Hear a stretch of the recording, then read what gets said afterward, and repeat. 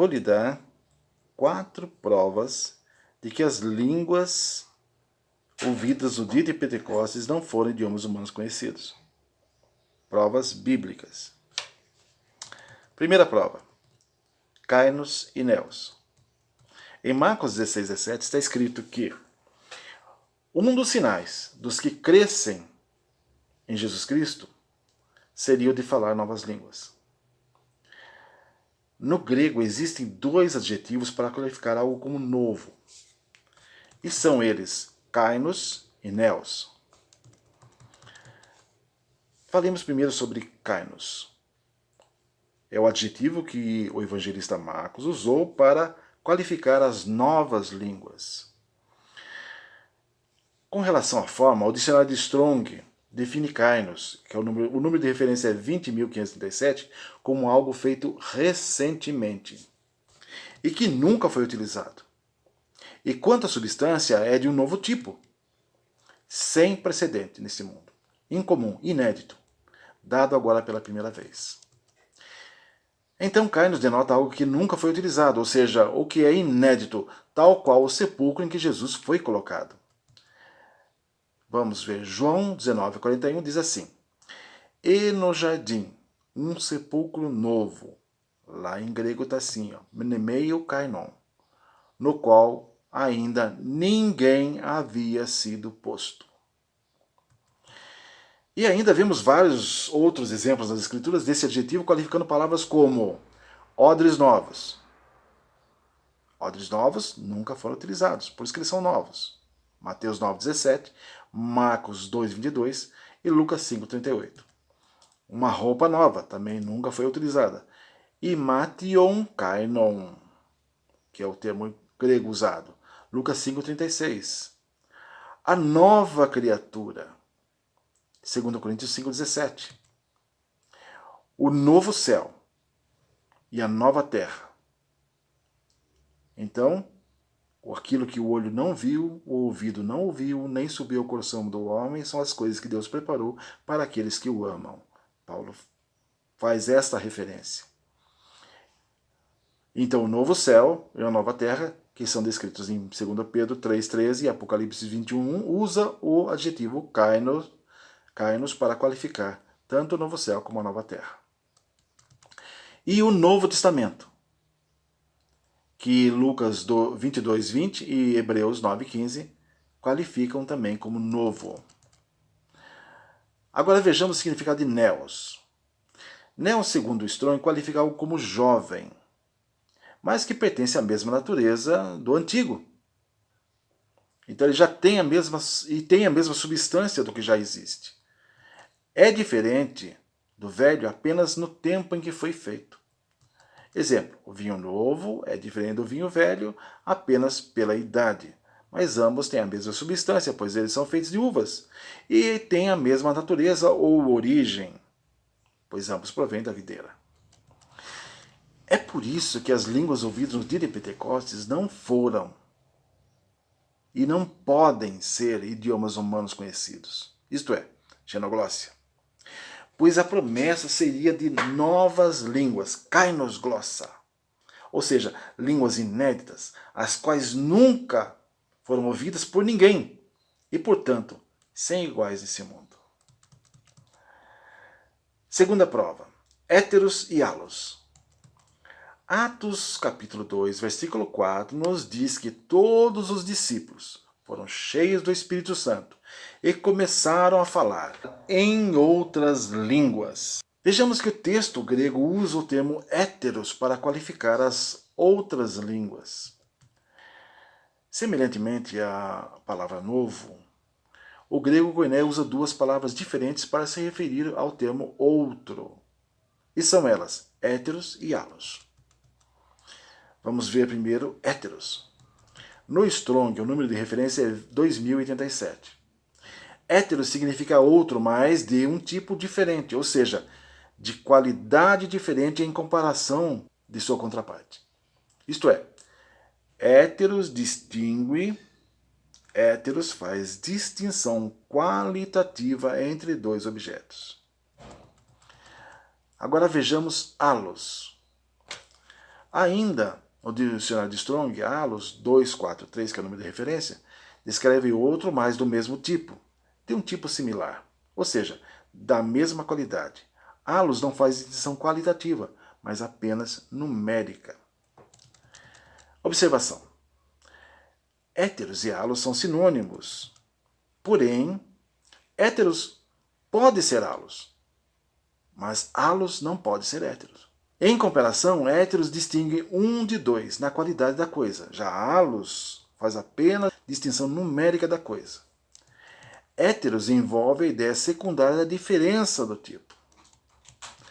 Conclui-se que as outras línguas, ouvidos no dia de Pentecostes, foram línguas distintas em qualidade,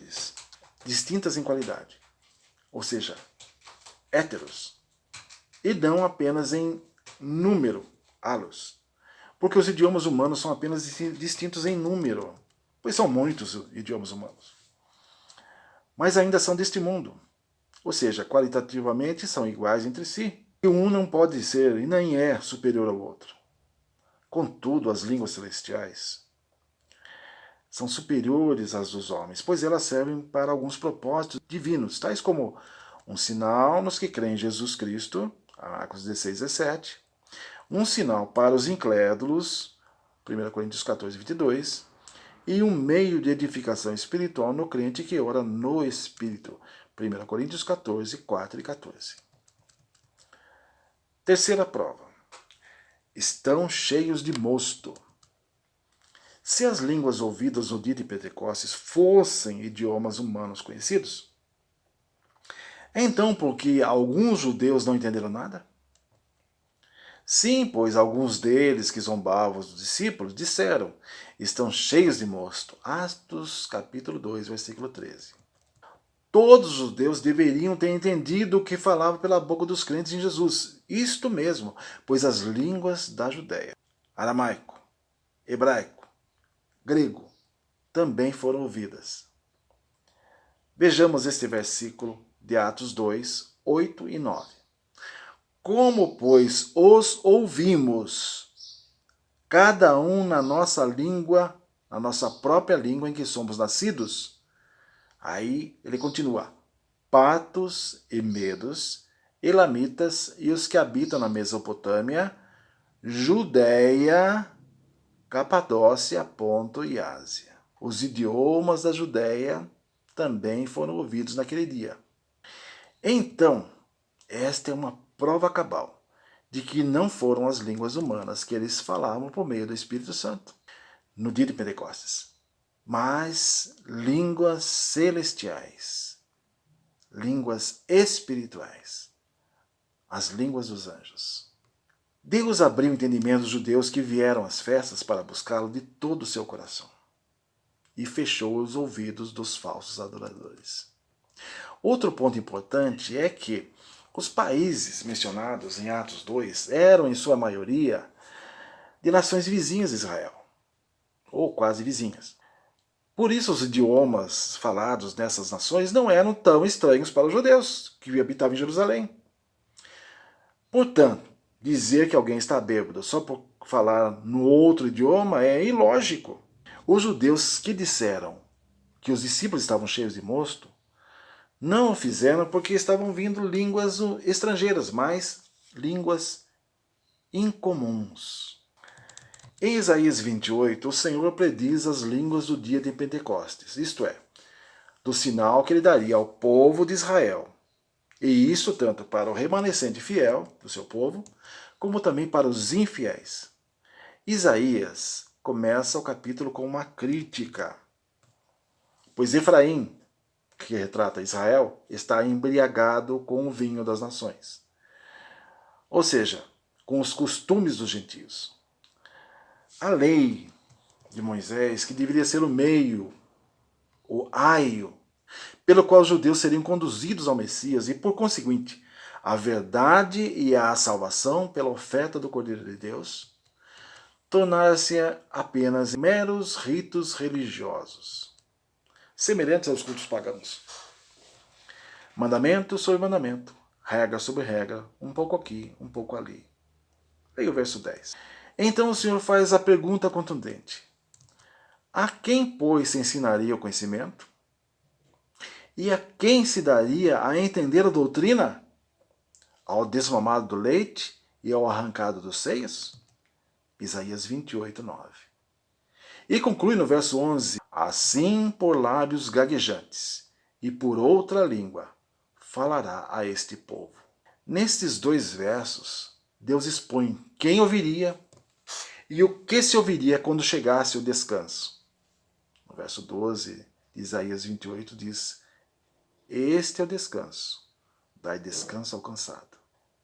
Então, quando chegasse o descanso do povo de Deus, se ouviriam vozes embriagadas com o Espírito Santo e ininteligíveis para os judeus embriagados com o mundo. E as línguas maternas para os judeus que buscavam ao Senhor como meninos. Então, como meninos, eles buscavam ao Senhor, por isso Deus lhes fala nos idiomas que eles haviam conhecido desde criança. Outra curiosidade é que no hebraico a palavra usada para gaguejante, laig, e significa zombaria. O Senhor usa dos mesmos modos dos homens para tratar com os homens, ou seja, Efraim está bêbado com vinho mundano. Então Deus lhe fala com os lábios de um bêbado. Efraim está ensoberbecido com as grandezas humanas. Então Deus se revela para as criancinhas espirituais, aos desmamados do leite, aos arrancados dos seios. Uma conclusão lógica, que é a quarta prova, é que o Espírito Santo caiu sobre quase 120 pessoas, as quais começaram a falar ao mesmo tempo em línguas diferentes, conforme o Espírito Santo lhes concedia que falassem. Logicamente seria impossível alguém entender o que era falado, pois o som causado por várias vozes juntas faz um barulho tão grande que ninguém consegue distinguir frase alguma do que se diz. Mas somente um grande rumor. A esse tipo de rumor nós chamamos de burburinho. Eu procurei no dicionário diz que burburinho é barulho que não se consegue distinguir, geralmente causado por pessoas que estão falando ao mesmo tempo. Então, mesmo que as línguas fossem idiomas humanos estrangeiros, jamais os que entenderam poderiam ter ouvido cada um no seu próprio idioma materno o falar das grandezas de Deus. Pois eles afirmaram isto no verso 8, do verso 8 ao 11 de Atos, capítulo 2. Pensem nisso.